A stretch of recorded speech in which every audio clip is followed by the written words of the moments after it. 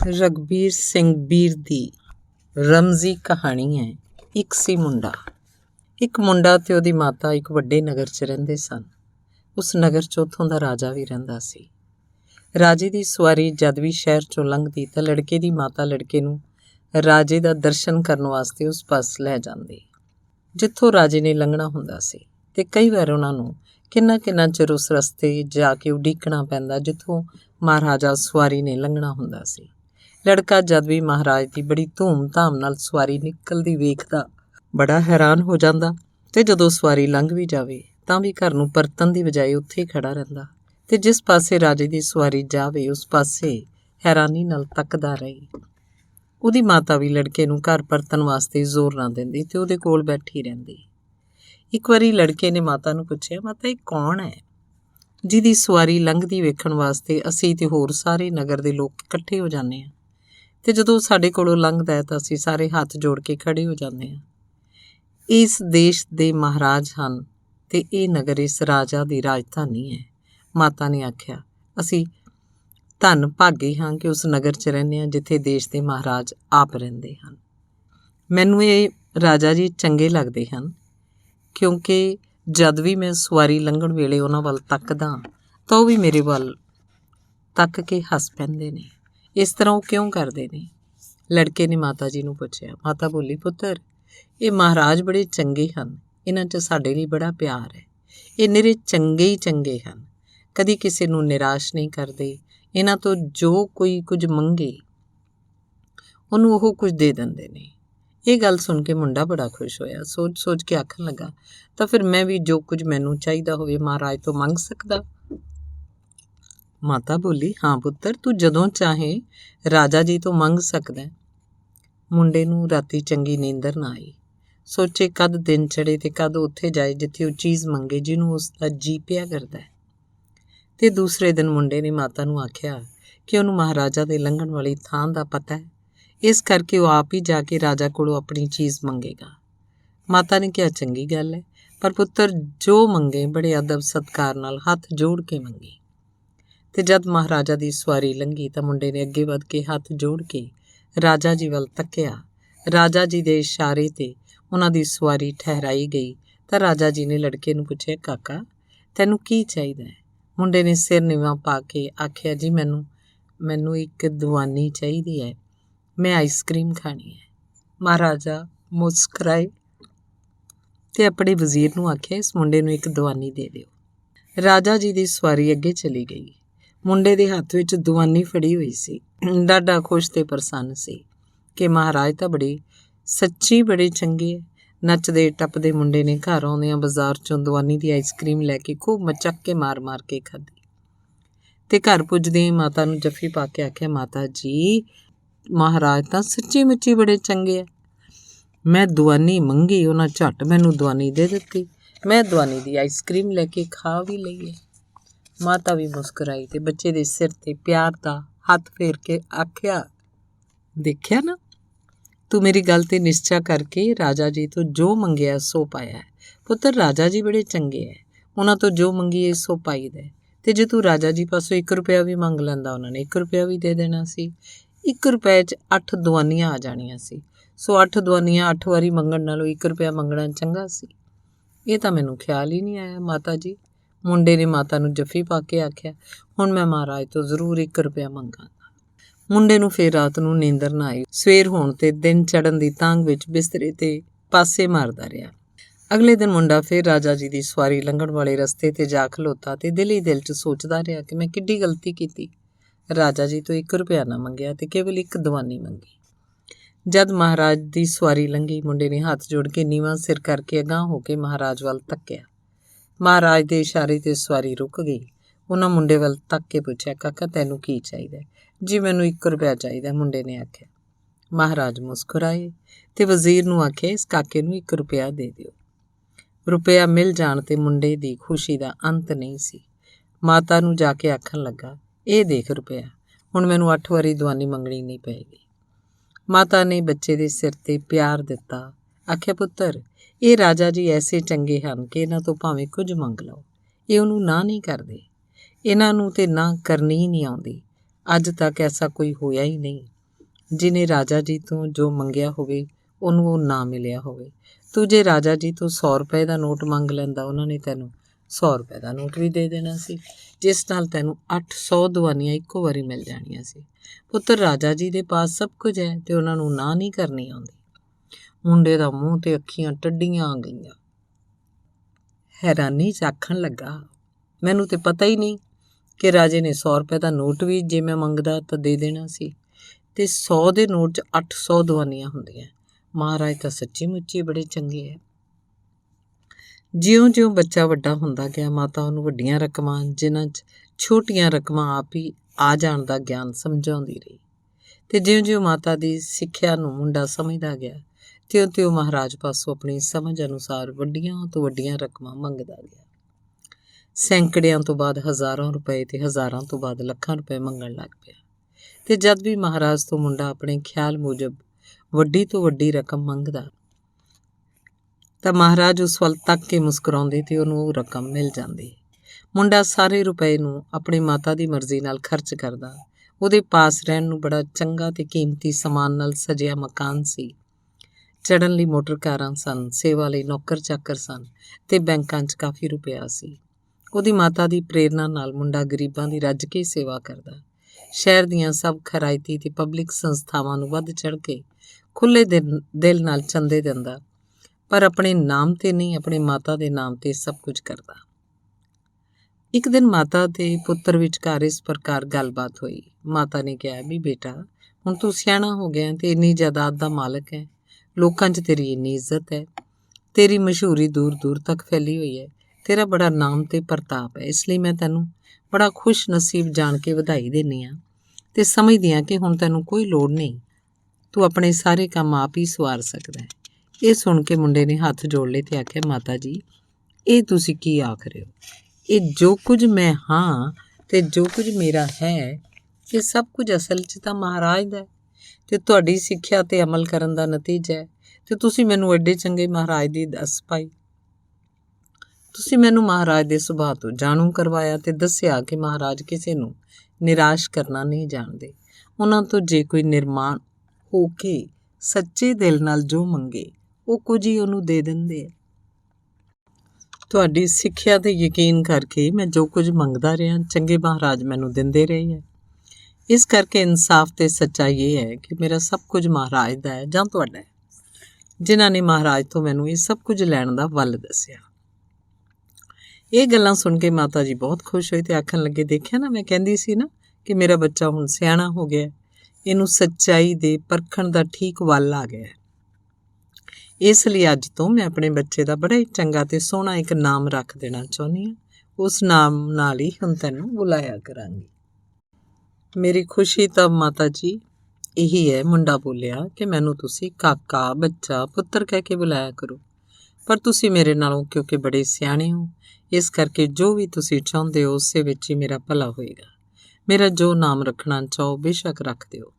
ਮਾਤਾ ਜੀ ਹੱਸੇ ਤੇ ਆਖਿਆ, ਬੇਟਾ, ਕਾਕਾ, ਬੱਚਾ ਤਾਂ ਪਿਆਰ ਤੇ ਲਾਡ ਦੇ ਨਾਮ ਹੈ ਜੋ ਸਦਾ ਕਾਇਮ ਰਹਿਣਗੇ। ਪਰ ਹੁਣ ਤੂੰ ਉਸ ਰਸਤੇ ਤੇ ਜਿਸ ਤੇ ਮੈਂ ਤੈਨੂੰ ਤੋਰਨਾ ਚਾਹੁੰਦੀ ਸੀ ਕਾਫੀ ਅੱਗੇ ਤੱਕ ਪਹੁੰਚ ਗਿਆ ਹੈ, ਇਸ ਲਈ ਮੈਂ ਤੇਰਾ ਨਾਮ ਅੱਜ ਤੋਂ ਗੁਰਮੁਖ ਰੱਖਦੀ ਹਾਂ। ਇਹ ਨਾਮ ਮੈਨੂੰ ਵੀ ਬੜਾ ਪਿਆਰਾ ਤੇ ਚੰਗਾ ਲੱਗਦਾ ਹੈ ਤੇ ਮਹਾਰਾਜ ਦੇ ਦਰਬਾਰ 'ਚ ਵੀ ਇਹ ਨਾਮ ਬੜਾ ਸਤਿਕਾਰਯੋਗ ਤੇ ਪਵਿੱਤਰ ਸਮਝਿਆ ਜਾਂਦਾ ਹੈ। ਮਾਤਾ ਜੀ ਦੀ ਪ੍ਰੇਰਨਾ ਅਨੁਸਾਰ ਗੁਰਮੁਖ ਨੂੰ ਗ੍ਰਸਥ ਆਸ਼ਰਮ ਵਿੱਚ ਪ੍ਰਵੇਸ਼ ਕਰਾਇਆ ਗਿਆ। ਉਹਦੀ ਸ਼ਾਦੀ ਇੱਕ ਨੇਕ ਚੰਗੇ ਖਾਨਦਾਨ ਦੀ ਸੁਸ਼ੀਲ ਤੇ ਵਿਦਵਾਨ ਲੜਕੀ ਨਾਲ ਹੋਈ। ਗੁਰਮੁਖ ਦੇ ਘਰ 'ਚ ਹੁਣ ਸਾਰੇ ਦੁਨਿਆਵੀ ਸੁੱਖ ਤੇ ਬਰਕਤਾਂ ਸਨ। ਸਾਰੇ ਦੇਸ਼ 'ਚ ਚੰਗੇ ਪਬਲਿਕ ਸੇਵਾ ਦੇ ਕੰਮ ਕਰਨ ਵਾਸਤੇ ਪ੍ਰਸਿੱਧ ਸੀ ਤੇ ਸਭ ਪਾਸਿਆਂ ਵੱਲੋਂ ਸਤਿਕਾਰ ਦੀ ਨਜ਼ਰ ਨਾਲ ਵੇਖਿਆ ਜਾਂਦਾ ਸੀ। ਪਰ ਇਹ ਆਪਣੀ ਮਾਤਾ ਜੀ ਦੀ ਪ੍ਰੇਰਨਾ ਅਨੁਸਾਰ ਆਪਣਾ ਸਭ ਕੁਝ ਮਹਾਰਾਜ ਦਾ ਸਮਝਦਾ ਸੀ ਤੇ ਆਪਣੇ ਆਪ ਨੂੰ ਵੀ ਮਹਾਰਾਜ ਦਾ ਦਾਸ ਜਾਣਦਾ ਸੀ। ਇੱਕ ਦਿਨ ਮਾਤਾ ਜੀ ਨੇ ਗੁਰਮੁਖ ਨੂੰ ਆਖਿਆ, ਪੁੱਤਰ, ਤੂੰ ਮੇਰੀ ਗੱਲ ਨੂੰ ਸਦਾ ਧਿਆਨ ਨਾਲ ਸੁਣਿਆ ਤੇ ਉਤਸ਼ਾਹ ਨਾਲ ਉਸ 'ਤੇ ਅਮਲ ਕੀਤਾ। ਹੁਣ ਤੂੰ ਇਹ ਤਾਂ ਜਾਣ ਹੀ ਗਿਆ ਕਿ ਮਹਾਰਾਜ ਕਦੀ ਕੌੜਾ ਨਹੀਂ ਬੋਲਦੇ, ਕਿਸੇ ਨੂੰ ਕਦੀ ਨਿਰਾਸ਼ ਵੀ ਨਹੀਂ ਕਰਦੇ, ਉਹਨਾਂ ਤੋਂ ਜੋ ਮੰਗੀਏ ਪਾਈਦਾ। ਹੁਣ ਮੈਂ ਤੈਨੂੰ ਇਸ ਤੋਂ ਅੱਗੇ ਦੀ ਇੱਕ ਗੱਲ ਦੱਸਣੀ ਚਾਹੁੰਦੀ ਹਾਂ, ਜਿਹਨੂੰ ਸਮਝ ਕੇ ਅਮਲ 'ਚ ਲਿਆਉਣ ਨਾਲ ਤੈਨੂੰ ਮਹਾਰਾਜ ਕੋਲੋਂ ਘੜੀ ਘੜੀ ਮੰਗਣ ਦੀ ਲੋੜ ਨਹੀਂ ਰਹੇਗੀ। ਉਹ ਗੱਲ ਇਹ ਹੈ ਕਿ ਜੇ ਤੂੰ ਮਹਾਰਾਜ ਨੂੰ ਹੱਥ ਜੋੜ ਕੇ ਨਿਮਾਣਾ ਹੋ ਕੇ ਆਖੇ ਕਿ ਜੀ ਹੁਣ ਤੁਸੀਂ ਸਾਡੇ ਘਰ ਹੀ ਆ ਜਾਓ, ਸਾਡੇ ਘਰ ਹੀ ਸਦਾ ਰਹੋ, ਹਰ ਵੇਲੇ ਸਾਡੇ ਪਾਸ ਰਹੋ, ਤਾਂ ਪੁੱਤਰ ਮਹਾਰਾਜ ਨੇ ਨਾ ਨਹੀਂ ਕਰਨੀ, ਕਿਉਂਕਿ ਉਹ ਨਾ ਕਰਨੀ ਜਾਣਦੇ ਹੀ ਨਹੀਂ। ਗੁਰਮੁਖ ਨੂੰ ਮਾਤਾ ਦੀ ਇਹ ਗੱਲ ਸੁਣ ਕੇ ਬੜੀ ਖੁਸ਼ੀ ਹੋਈ ਤੇ ਇਸ ਖਿਆਲ ਨੇ ਕਿ ਹੁਣ ਸਾਰੇ ਦੇਸ਼ ਦੇ ਮਹਾਰਾਜ ਉਹਨਾਂ ਦੇ ਘਰ 'ਚ ਹੀ ਆ ਕੇ ਰਹਿਣਗੇ, ਉਹਦੀ ਖੁਸ਼ੀ ਨੂੰ ਆਪੇ ਤੋਂ ਬਾਹਰ ਕਰ ਦਿੱਤਾ। ਖੁਸ਼ੀ 'ਚ ਮਿਉਂਦਾ ਨਹੀਂ ਸੀ, ਕਦੀ ਇਸ ਤਰ੍ਹਾਂ ਸੋਚਦਾ ਕਿ ਇਸ ਗੱਲ ਦਾ ਉਹਨੂੰ ਆਪ ਹੀ ਪਹਿਲਾਂ ਖਿਆਲ ਕਿਉਂ ਨਹੀਂ ਆਇਆ। ਫਿਰ ਉਹ ਸੋਚਦਾ ਕਿ ਸਾਡਾ ਘਰ ਤਾਂ ਮਹਾਰਾਜ ਦੇ ਰਹਿਣ ਵਾਲਾ ਨਹੀਂ, ਉਹਨਾਂ ਨੂੰ ਕਿਸ ਮੂੰਹ ਨਾਲ ਜਾ ਕੇ ਆਖਾਂ ਵੀ ਸਾਡੇ ਮਾਮੂਲੀ ਘਰ 'ਚ ਆ ਕੇ ਰਹੋ। ਫਿਰ ਦਿਲ ਨੂੰ ਦਲੇਰੀ ਦੇਵੇ ਕਿ ਮਾਤਾ ਜੀ ਨੇ ਜੋ ਆਖਿਆ ਹੈ, ਮਹਾਰਾਜ ਕਦੀ ਕਿਸੇ ਨੂੰ ਨਿਰਾਸ਼ ਨਹੀਂ ਕਰਦੇ। ਇਸੇ ਲਈ ਰਾਜਾ ਜੀ ਦੇ ਚੰਗੇ ਦਿਆਲੂ ਸੁਭਾਅ ਦਾ ਆਸਰਾ ਲੈ ਕੇ ਗੁਰਮੁਖ ਉਸੇ ਰਸਤੇ 'ਤੇ ਜਾ ਖਲੋਤਾ ਜਿੱਥੋਂ ਮਹਾਰਾਜ ਨੇ ਲੰਘਣਾ ਸੀ। ਜਦੋਂ ਮਹਾਰਾਜ ਦੀ ਸਵਾਰੀ ਆਈ ਤਾਂ ਗੁਰਮੁਖ ਅੱਗੇ ਹੋ ਕੇ ਹੱਥ ਜੋੜ ਕੇ ਅਤ ਨਿਰਮਾਣ ਹੋ ਕੇ ਖਲੋ ਗਿਆ। ਰਾਜਾ ਜੀ ਦੀ ਸਵਾਰੀ ਗੁਰਮੁਖ ਕੋਲ ਆ ਕੇ ਰੁਕ ਗਈ ਤੇ ਰਾਜਾ ਜੀ ਨੇ ਮੁਸਕਰਾ ਕੇ ਆਖਿਆ, ਪੁੱਤਰ ਤੇਰੀ ਹੁਣ ਕੀ ਇੱਛਾ ਹੈ? ਜੀ ਤੁਸੀਂ ਹੁਣ ਸਾਡੇ ਘਰ ਹੀ ਆ ਕੇ ਰਹਿਣ ਲੱਗ ਪਵੋ। ਗੁਰਮੁਖ ਨੇ ਆਪਣੀਆਂ ਅੱਖਾਂ 'ਚ ਅੱਥਰੂ ਪੂੰਝਦੇ ਹੋਏ ਆਖਿਆ। ਮਹਾਰਾਜ ਮੁਸਕਰਾਏ ਤੇ ਆਖਣ ਲੱਗੇ, ਪੁੱਤਰ ਜੇ ਤੇਰੀ ਇਹ ਇੱਛਾ ਹੈ ਤਾਂ ਅਸੀਂ ਜ਼ਰੂਰ ਤੇਰੇ ਘਰ ਹੀ ਆ ਕੇ ਰਹਿਣ ਲੱਗ ਪਵਾਂਗੇ। ਗੁਰਮੁਖ ਰਾਜਾ ਜੀ ਦੀ ਇਹ ਗੱਲ ਸੁਣ ਕੇ ਹੱਕਾ ਬੱਕਾ ਰਹਿ ਗਿਆ। ਸਵਾਰੀ ਤਾਂ ਅੱਗੇ ਚਲੀ ਗਈ, ਪਰ ਗੁਰਮੁਖ ਉੱਥੇ ਦਾ ਉੱਥੇ ਹੈਰਾਨ ਪਰੇਸ਼ਾਨ ਖੜਾ ਸੀ ਕਿ ਕੀ ਹੋਇਆ। ਐਡੇ ਮਹਾਰਾਜ ਤੇ ਰਹਿਣਗੇ ਮੇਰੇ ਨਿੱਕੇ ਜਿਹੇ ਘਰ 'ਚ ਆ ਕੇ? ਮੇਰੇ ਘਰ 'ਚ ਤਾਂ ਮੈਂ ਖੁਦ ਮਾਤਾ ਜੀ ਤੇ ਆਪਣੇ ਪਰਿਵਾਰ ਨਾਲ ਹੀ ਰਹਿ ਸਕਦਾ, ਉੱਥੇ ਰਾਜਾ ਜੀ ਤੇ ਉਹਨਾਂ ਦੇ ਨਾਲ ਰਹਿਣ ਵਾਲੇ ਇੰਨੇ ਵਜ਼ੀਰਾਂ ਮੁਸਾਹਬਾਂ ਨੌਕਰਾਂ ਚਾਕਰਾਂ ਨੂੰ ਕਿਸ ਤਰ੍ਹਾਂ ਰੱਖਾਂਗਾ? ਇਹ ਤਾਂ ਮੈਂ ਬੜੀ ਭਾਰੀ ਮੁਸੀਬਤ ਝੇਲ ਲਈ ਹੈ। ਖੁਸ਼ ਤਾਂ ਮੈਂ ਬੜਾ ਕਿ ਮਹਾਰਾਜ ਮੇਰੇ ਘਰ 'ਚ ਆ ਕੇ ਰਹਿਣਗੇ, ਪਰ ਉਹਨਾਂ ਨੂੰ ਕਿਸ ਤਰ੍ਹਾਂ ਆਪਣੇ ਛੋਟੇ ਤੇ ਮਾਮੂਲੀ ਘਰ 'ਚ ਰੱਖਾਂਗੇ? ਇਹ ਸੋਚਦਾ ਸੋਚਦਾ ਮਾਤਾ ਜੀ ਕੋਲ ਆ ਪਹੁੰਚਿਆ ਤੇ ਸਾਰੀ ਹੋਈ ਗੱਲ ਸੁਣਾਈ। ਪਰ ਗੁਰਮੁਖ ਬੜਾ ਹੈਰਾਨ ਕਿ ਹੁਣ ਕਰਾਂ ਤੇ ਕੀ ਕਰਾਂ। ਅਗਲੇ ਦਿਨ ਗੁਰਮੁਖ ਨੇ ਬੜੀ ਹੈਰਾਨੀ ਨਾਲ ਦੇਖਿਆ ਕਿ ਉਹਦੇ ਘਰ ਬੜੇ ਇੰਜੀਨੀਅਰ ਪੁੱਜ ਗਏ ਸਨ। ਉਹਨਾਂ ਨੇ ਗੁਰਮੁਖ ਨੂੰ ਬੜੇ ਸਤਿਕਾਰ ਤੇ ਅਦਬ ਨਾਲ ਆਖਿਆ ਕਿ ਮਹਾਰਾਜ ਵੱਲੋਂ ਹੁਕਮ ਹੋਇਆ ਕਿ ਜਿਸ ਥਾਂ ਤੇ ਤੁਹਾਡਾ ਮਾਮੂਲੀ ਘਰ ਹੈ ਉਸੇ ਥਾਂ ਤੇ ਇੱਕ ਬੜਾ ਆਲੀਸ਼ਾਨ ਮਕਾਨ ਬਣਾਇਆ ਜਾਏ ਤੇ ਫੌਰਨ ਹੀ ਬਣਾਇਆ ਜਾਏ। ਸੜਕਾਂ ਬਣਾਉਣ ਵਾਲੇ ਇੰਜੀਨੀਅਰਾਂ ਨੇ ਹੱਥ ਜੋੜ ਕੇ ਗੁਰਮੁਖ ਨੂੰ ਆਖਿਆ ਕਿ ਅਸੀਂ ਤੁਹਾਡੇ ਘਰ ਦੇ ਅੱਗੇ ਚੌੜੀਆਂ ਸੜਕਾਂ ਬਣਾਉਣੀਆਂ, ਸੜਕਾਂ ਦੇ ਦੋਹੀਂ ਪਾਸੇ ਸੁੰਦਰ ਫੁੱਲਾਂ ਵਾਲੇ ਦਰਖਤ ਲਗਾਉਣੇ ਹੈ। ਇੱਕ ਹੋਰ ਇੰਜੀਨੀਅਰ ਅੱਗੇ ਹੋ ਕੇ ਗੁਰਮੁਖ ਨੂੰ ਕਹਿਣ ਲੱਗਾ ਕਿ ਜਦ ਤੱਕ ਤੁਹਾਡੇ ਘਰ ਦੀ ਥਾਂ 'ਤੇ ਮਹਾਰਾਜ ਦਾ ਮਹਿਲ ਨਹੀਂ ਬਣ ਜਾਂਦਾ, ਤੁਹਾਡੇ ਲਈ ਰਹਿਣ ਵਾਸਤੇ ਮਹਾਰਾਜ ਵੱਲੋਂ ਇੱਕ ਹੋਰ ਮਕਾਨ ਦਾ ਪ੍ਰਬੰਧ ਕੀਤਾ ਗਿਆ, ਤੁਸੀਂ ਹੁਣੇ ਉਸ ਮਕਾਨ 'ਚ ਚੱਲ ਕੇ ਨਿਵਾਸ ਕਰਨਾ ਆਰੰਭ ਦਿਓ। ਗੁਰਮੁਖ ਤੇ ਦੇਖਦੇ ਉਹਨੂੰ ਤੇ ਉਹਦੇ ਸਾਰੇ ਪਰਿਵਾਰ ਤੇ ਨੌਕਰਾਂ ਨੂੰ ਇੱਕ ਦੂਸਰੇ ਪਰ ਕਾਫੀ ਵੱਡੇ ਮਕਾਨ 'ਚ ਲਿਜਾਇਆ ਗਿਆ, ਜਿੱਥੇ ਖਾਣ ਪੀਣ ਤੇ ਹੋਰ ਜ਼ਰੂਰਤ ਦੇ ਸਾਰੇ ਸਮਾਨ ਅੱਗੇ ਹੀ ਹਾਜ਼ਰ ਸਨ। ਇਸ ਨਵੇਂ ਮਕਾਨ 'ਚ ਕੁਝ ਚਿਰ ਮਗਰੋਂ ਗੁਰਮੁਖ ਨੂੰ ਇੱਕ ਰਾਤ ਸੁਪਨਾ ਆਇਆ। ਉਹਨੇ ਸੁਪਨੇ 'ਚ ਦੇਖਿਆ ਕਿ ਬੜੇ ਬੱਦਲ ਹਨ, ਬੱਦਲਾਂ 'ਚ ਬਿਜਲੀ ਚਮਕਾ ਮਾਰ ਰਹੀ ਹੈ। ਉਸ ਬਿਜਲੀ ਵਿੱਚੋਂ ਇੱਕ ਬੜਾ ਤੇਜ਼ਮਈ ਪੁਰਸ਼, ਜਿਹਦੀ ਨੁਹਾਰ ਮਹਾਰਾਜ ਨਾਲ ਹੂਬਹੂ ਮਿਲਦੀ ਸੀ, ਨਿਕਲਿਆ। ਉਹਨੇ ਇੱਕ ਬੱਚੇ ਨੂੰ ਆਪਣੀ ਛਾਤੀ ਨਾਲ ਲਾਇਆ ਹੋਇਆ ਸੀ। ਫਿਰ ਬੜਾ ਚਾਨਣ ਹੋਇਆ ਤੇ ਸਭ ਪਾਸੇ ਫੈਲ ਗਿਆ ਤੇ ਉਸ ਚਾਨਣ 'ਚ ਦੂਸਰੇ ਪਾਸੇ ਮਾਤਾ ਜੀ ਹੱਥ ਜੋੜੀ ਖੜੀ ਦਿਖਾਈ ਦਿੱਤੀ। ਉਸ ਤੇਜਵਾਨ ਮਹਾਰਾਜੇ ਨੇ ਉਹ ਬੱਚਾ ਮਾਂ ਨੂੰ ਦਿੰਦੇ ਹੋਏ ਆਖਿਆ, ਇਹ ਮੇਰਾ ਪਿਆਰਾ ਤੇ ਲਾਡਲਾ ਪੁੱਤਰ ਹੈ, ਤੁਸੀਂ ਇਹਨੂੰ ਆਪਣੀ ਸਿੱਖਿਆ ਨਾਲ ਐਸਾ ਯੋਗ ਤੇ ਗੁਣਵਾਨ ਬਣਾਓ ਕਿ ਮੈਂ ਇਹਨੂੰ ਆਪਣਾ ਸਭ ਕੁਝ ਦੇ ਸਕਾਂ ਤੇ ਇਹ ਉਹ ਸਭ ਕੁਝ ਨੂੰ ਮੇਰੇ ਵਾਂਗ ਸੰਭਾਲ ਸਕੇ। ਇਸ ਤੋਂ ਬਾਅਦ ਗੁਰਮੁਖ ਦੀ ਅੱਖ ਖੁੱਲ੍ਹ ਗਈ। ਉਹਨੇ ਮਹਿਸੂਸ ਕੀਤਾ ਕਿ ਉਹ ਕਿਤੇ ਡਾਢੇ ਪਰਦੇਸ ਵਿੱਚ ਹੈ ਤੇ ਇਕੱਲਾ ਹੈ। ਗੁਰਮੁਖ ਨੇ ਜਦ ਸਾਰਾ ਸੁਪਨਾ ਮਾਤਾ ਜੀ ਨੂੰ ਸੁਣਾਇਆ ਤੇ ਮਾਤਾ ਜੀ ਨੇ ਗੁਰਮੁਖ ਦੇ ਸਿਰ ਤੇ ਪਿਆਰ ਦਿੱਤਾ ਤੇ ਆਖਿਆ, ਇਹ ਤੇਰਾ ਸੁਪਨਾ ਬਿਲਕੁਲ ਠੀਕ ਹੈ, ਤੇਰੇ ਅਸਲ ਪਿਤਾ ਮਹਾਰਾਜ ਹੀ ਹਨ। ਜਦ ਤੂੰ ਛੋਟਾ ਸੀ ਤਾਂ ਉਹਨਾਂ ਨੇ ਤੇਰੀ ਸਿੱਖਿਆ ਲਈ ਤੈਨੂੰ ਮੇਰੇ ਹਵਾਲੇ ਕਰ ਦਿੱਤਾ ਸੀ। ਤੂੰ ਭਾਵੇਂ ਆਪਣੇ ਪਿਤਾ ਨੂੰ ਨਹੀਂ ਪਛਾਣਦਾ, ਪਰ ਮਹਾਰਾਜ ਨੂੰ ਪਤਾ ਹੈ ਕਿ ਤੂੰ ਉਹਨਾਂ ਦਾ ਲਾਡਲਾ ਹੈ ਤੇ ਪਿਆਰਾ ਪੁੱਤਰ ਹੈ। ਇਸੇ ਲਈ ਤਾਂ ਤੂੰ ਮੇਰੀ ਸਲਾਹ ਨਾਲ ਜੋ ਕੁਝ ਮਹਾਰਾਜ ਤੋਂ ਮੰਗਿਆ ਸੋ ਤੈਨੂੰ ਮਿਲਿਆ, ਪਰ ਅਜੇ ਤੂੰ ਹੋਰ ਬਹੁਤ ਕੁਝ ਸਮਝਣਾ ਤੇ ਸਿੱਖਣਾ ਹੈ। ਫੇਰ ਜਾ ਕੇ ਤੂੰ ਉਹ ਸਭ ਕੁਝ ਲੈਣ ਦਾ ਹੱਕਦਾਰ ਬਣੇਗਾ ਜੋ ਸਭ ਕੁਝ ਮਹਾਰਾਜ ਤੈਨੂੰ ਦੇਣਾ ਚਾਹੁੰਦੇ ਹੈ। ਇਹ ਤੂੰ ਜੋ ਆਪਣੇ ਆਪ ਨੂੰ ਪਰਦੇਸ ਵਿੱਚ ਤੇ ਇਕੱਲਾ ਸਮਝਦਾ ਹੈ, ਇਹ ਠੀਕ ਨਹੀਂ। ਜਿਸ ਦੇ ਪਿਤਾ ਦਾ ਸਾਰੇ ਦੇਸ਼ 'ਤੇ ਰਾਜ ਹੋਵੇ, ਉਹ ਕਿਵੇਂ ਪਰਦੇਸੀ ਹੋ ਸਕਦਾ? ਇਕੱਲਾ ਤੂੰ ਇਸ ਕਰਕੇ ਨਹੀਂ ਕਿਉਂਕਿ ਮੈਂ ਤੇਰੇ ਨਾਲ ਹਮੇਸ਼ਾ ਰਹਿੰਦੀ ਹਾਂ ਅਤੇ ਤੂੰ ਮੇਰੀ ਸੰਗਤ 'ਚ ਐਡਾ ਵੱਡਾ ਹੋਇਆ ਹੈ। ਗੁਰਮੁਖ ਉੱਤੇ ਜੋ ਆਪਣੇ ਆਪ ਨੂੰ ਮਹਾਰਾਜ ਦਾ ਅਤੀ ਧੰਨਵਾਦੀ ਅਤੇ ਇੱਕ ਸੇਵਕ ਸਮਝਦਾ ਸੀ, ਹੁਣ ਇਹ ਜਾਣ ਕੇ ਕਿ ਉਹ ਮਹਾਰਾਜ ਦਾ ਪੁੱਤਰ ਹੈ, ਅਜੀਬ ਰੰਗ ਚੜ੍ਹਨ ਲੱਗਾ। ਜਿੱਥੇ ਉਹ ਆਪਣੇ ਆਪ ਨੂੰ ਇਕੱਲਾ ਅਤੇ ਪਰਦੇਸੀ ਸਮਝਦਾ ਸੀ, ਹੌਲੀ ਹੌਲੀ ਸਾਰੇ ਦੇਸ਼ ਨੂੰ ਆਪਣਾ ਸਮਝਣ ਲੱਗ ਪਿਆ। ਦੇਸ਼ ਦੀ ਹਰ ਚੀਜ਼ ਨੂੰ ਆਪਣੇ ਪਿਤਾ ਦੀ ਜਾਣ ਕੇ ਉਹਦਾ ਦ੍ਰਿਸ਼ਟੀਕੋਣ ਹਰ ਗੱਲ, ਹਰ ਚੀਜ਼ ਬਾਬਤ ਬਦਲ ਗਿਆ। ਅੱਗੇ ਉਹ ਚੰਗੇ ਕੰਮ ਮਹਾਰਾਜ ਦਾ ਇੱਕ ਸੇਵਕ ਸਮਝ ਕੇ ਕਰਦਾ ਸੀ, ਹੁਣ ਉਹ ਹਰ ਚੰਗਾ ਕੰਮ ਆਪਣੇ ਦੇਸ਼, ਆਪਣੇ ਦੇਸ਼ ਵਾਸੀਆਂ, ਆਪਣੀ ਖੁਸ਼ੀ ਵਾਸਤੇ ਕਰਦਾ। ਹੁਣ ਉਹਨੂੰ ਕਿਸੇ ਲਈ ਚੰਗਾ ਕੰਮ ਕਰਨਾ, ਆਪਣੇ ਲਈ, ਆਪਣੀ ਖੁਸ਼ੀ ਲਈ ਕਰਨਾ ਪ੍ਰਤੀਤ ਹੁੰਦਾ ਸੀ। ਉਹਨੂੰ ਸਭ ਕੁਝ ਆਪਣਾ ਪ੍ਰਤੀਤ ਕਰਦਿਆਂ ਇੱਕ ਅਜੀਬ ਖੁਸ਼ੀ ਹੁੰਦੀ। ਅਤੇ ਜਦੋਂ ਮਹਾਰਾਜ ਦਾ ਮਹਿਲ ਤਿਆਰ ਹੋ ਗਿਆ ਤਾਂ ਮਹਾਰਾਜ ਦੇ ਅਫਸਰਾਂ ਨੇ ਆ ਕੇ ਗੁਰਮੁਖ ਅੱਗੇ ਬੇਨਤੀ ਕੀਤੀ ਕਿ ਆਪ ਚੱਲ ਕੇ ਆਪਣੇ ਮਕਾਨ 'ਚ ਪਹਿਲੇ ਪ੍ਰਵੇਸ਼ ਕਰੋ, ਫਿਰ ਮਹਾਰਾਜ ਵੀ ਆਪ ਦੇ ਘਰ ਆ ਕੇ ਰਹਿਣ ਲੱਗ ਪੈਣਗੇ। ਮਾਤਾ ਜੀ ਨੇ ਵੀ ਗੁਰਮੁਖ ਨੂੰ ਐਸਾ ਹੀ ਕਰਨ ਵਾਸਤੇ ਕਿਹਾ। ਸੋ ਗੁਰਮੁਖ ਮਾਤਾ ਜੀ, ਗੁਰਮੁਖ ਦਾ ਸਾਰਾ ਪਰਿਵਾਰ, ਨੌਕਰਾਦ ਸਭ ਇਸ ਨਵੇਂ ਬਣੇ ਮਹਿਲ 'ਚ ਆ ਗਏ ਅਤੇ ਹਰ ਵੇਲੇ ਆਪਣੇ ਪਹਿਲੇ ਘਰ ਦੇ ਇੰਨੇ ਸਧਾਰਨ ਅਤੇ ਨਵੇਂ ਮਹਿਲ ਦੇ ਇੰਨੇ ਸ਼ਾਨਦਾਰ ਹੋਣ ਦੇ ਫਰਕ ਨੂੰ ਯਾਦ ਕਰਦੇ ਅਤੇ ਆਪਣੇ ਪਿਤਾ ਮਹਾਰਾਜ ਦੇ ਗੁਣ ਗਾਉਂਦੇ ਅਤੇ ਮਸ਼ਕੂਰ ਰਹਿੰਦੇ। ਹਰ ਵਕਤ ਸ਼ੁਕਰ 'ਚ ਰਹਿਣ ਕਰਕੇ ਗੁਰਮੁਖ ਨੂੰ ਆਪਣਾ ਪਿਤਾ ਮਹਾਰਾਜ ਹਰ ਵੇਲੇ ਯਾਦ ਰਹਿਣ ਲੱਗ ਪਿਆ। ਹਰ ਵਕਤ ਯਾਦ ਰਹਿਣ ਨਾਲ ਮਹਾਰਾਜ ਹੁਣ ਗੁਰਮੁਖ ਦੇ ਅੰਦਰ ਬਾਹਰ ਜਿੱਥੇ ਜਾਏ, ਹਰ ਵੇਲੇ ਹਰ ਥਾਂ ਅੰਗ ਸੰਗ ਰਹਿੰਦੇ ਮਹਿਸੂਸ ਹੋਣ ਲੱਗ ਪਏ। ਇੱਕ ਦਿਨ ਮਹਾਰਾਜ ਦੀ ਸਵਾਰੀ ਗੁਰਮੁਖ ਦੇ ਨਵੇਂ ਘਰ ਮਹਿਲ ਦੇ ਸਾਹਮਣੇ ਆ ਉਤਰੀ। ਗੁਰਮੁਖ ਤੇ ਉਹਦਾ ਪਰਿਵਾਰ ਸਭ ਦੌੜ ਕੇ ਘਰ ਦੇ ਦਰਵਾਜ਼ੇ 'ਤੇ ਪਹੁੰਚੇ ਤਾਂ ਕਿ ਮਹਾਰਾਜ ਨੂੰ ਆਪਣੇ ਨਾਲ ਮਹਿਲ 'ਚ ਲੈ ਜਾਣ।